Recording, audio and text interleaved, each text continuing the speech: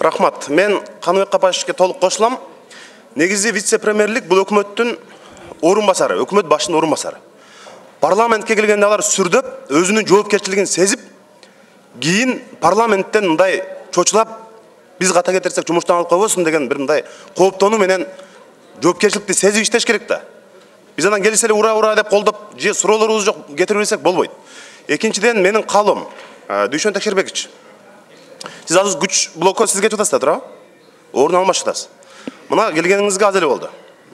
Биринчи айда эле сиз абдан мындай атактуу кишиге айландыңыз Кыргызстанда.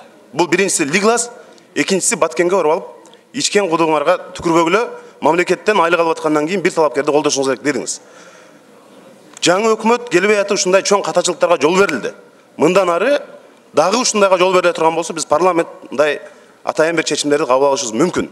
Ошондуктан мындан ары ар бир сөзүңөргө жоопкерчиликтүү болуп, мына дайыр атакылышты биз колдойбуз албетте.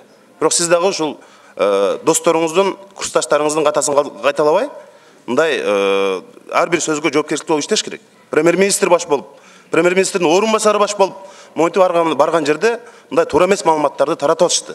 Өкмөт бул элге үлгү болуш керек.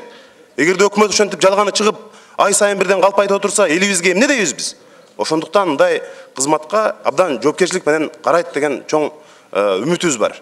Мындай улам ай сайын бирден уят болуп кала тургандай окуяларды сиз кайталабайт деген үмүттөбүз. Рахмат.